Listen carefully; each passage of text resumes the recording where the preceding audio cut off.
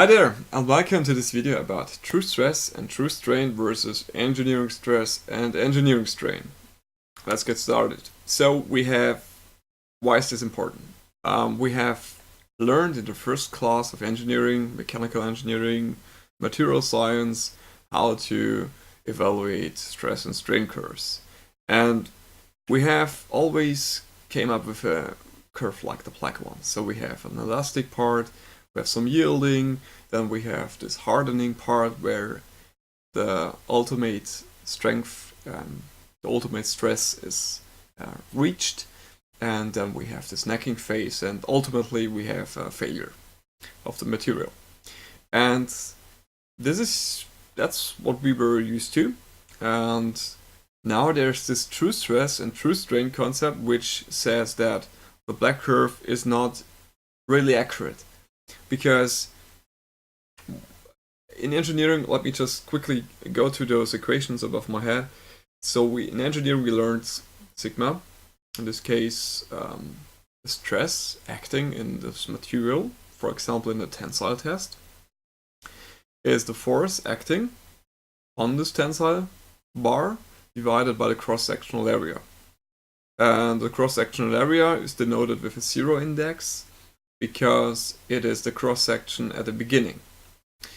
And the same for strain. So strain is the change in length, the elongation, which can be expressed as the difference between the length at the end of the tensile tests minus the initial length divided by the initial length. So that's the elongation, or the strain in this case.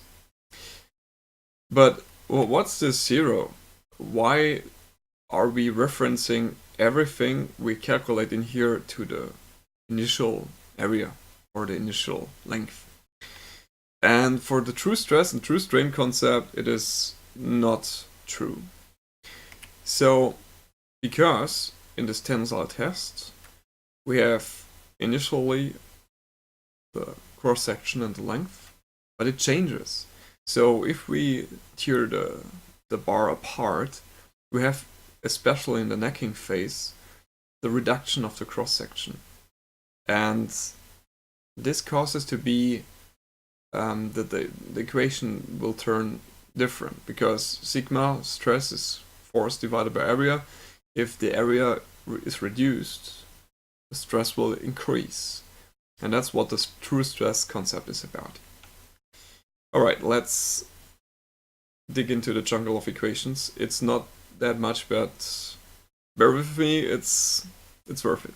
So true stress can be expressed as just normal stress, force divided by area. Now we assume that volume is constant. So I take the initial cross-section, the initial length, and the multiplication between those two will give me the volume of this tensile bar. And then I do my tensile test, and at the end I measure the length and the cross-section. Because the cross-section varies, I have to do an integral, but the volume stays the same. I have no material subtracted or added, and because of that I can state that the initial values and any combination of the cross-section times the length is the same. Alright, now this equation can be solved for A and inserted in the other equation. So we're getting that the true stress is the force times the length divided by the initial values for cross-section and length. Now this length divided by the initial length seems a bit familiar.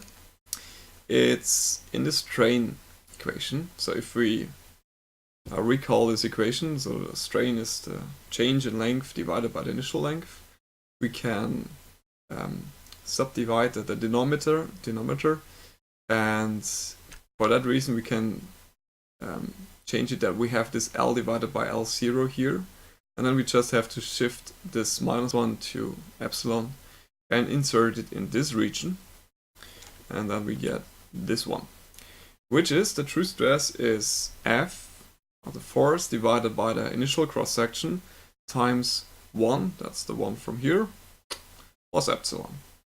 And as the force divided by the initial cross-section area is the engineering stress, we can now write that the true stress is the engineering stress times 1 plus epsilon. So the same goes for the strain. For the strain, equation is known by now. We have this initial value of L0.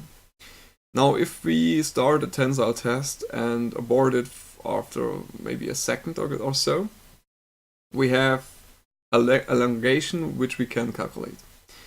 If you're doing the calculation at the tensile test, if we continue with the tensile test, L0 is not present anymore, but it is L0 plus delta L.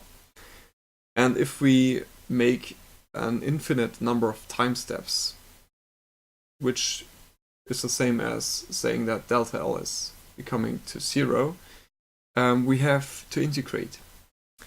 So the true strain is the sum of all strains in an infinite number of time steps in your tensile test, which is the same as the integral over the boundaries starting from L0 going all the way to the final length.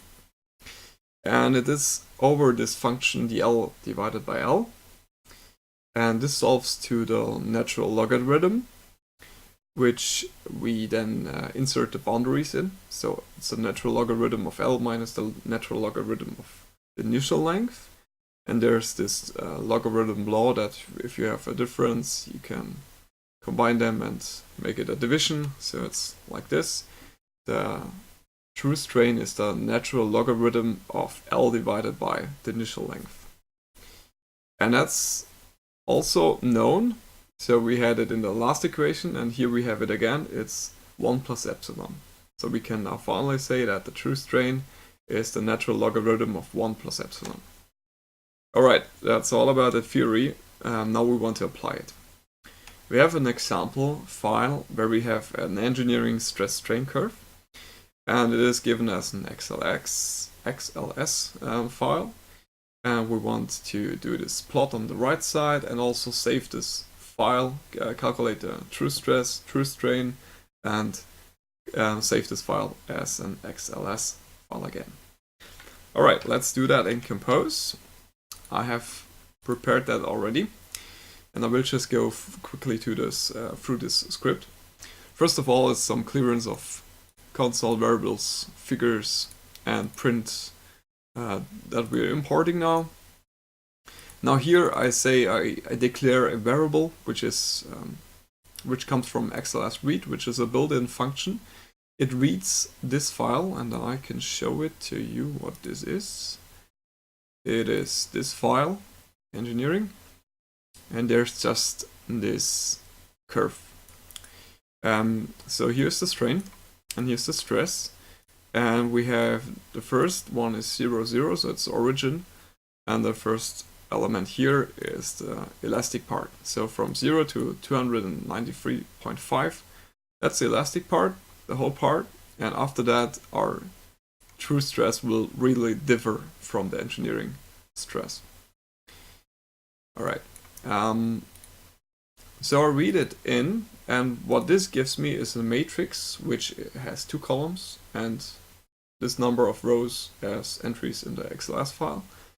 And now I subdivide it, so I have this epsilon, which is the first column, and I have the stress, which is the second column. Note that I denote it here as engineering, so I don't get confused later on. Now here I want to calculate the true stress and strain. Strain. Well, I print calculation, so I get notified, and now I have to make some variables for the results. So output true is the matrix like the input, but for the output, and it's zeros for the beginning, and it has the same size for both rows and columns as the input engineering. And now I have the calculation.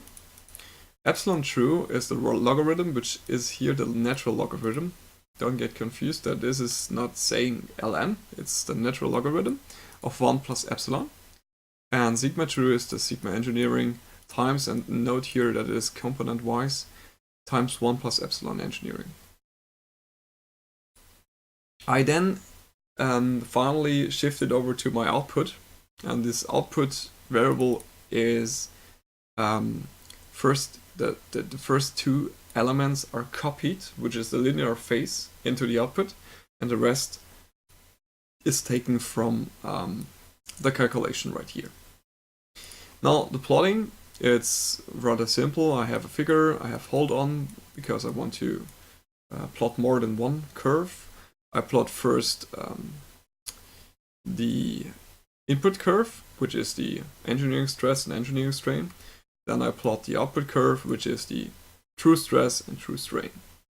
I have labels for X and Y, I have a title, I have a legend. Then I say hold off because the plotting is finished, and I save the file as a BMP. And finally we have an export. I want to horizontal concat the input and the output matrix. So I have both values, both curves in my output file sheet. And here I just use the built-in XLS-write, which saves my file here to this path, and use this matrix as an input for the file transaction. That's about it for this video. If you have questions, comments, what I can improve, feel free to ask, feel free to comment, and I hope you get the most of it for this video. Thanks for watching, and have a good day.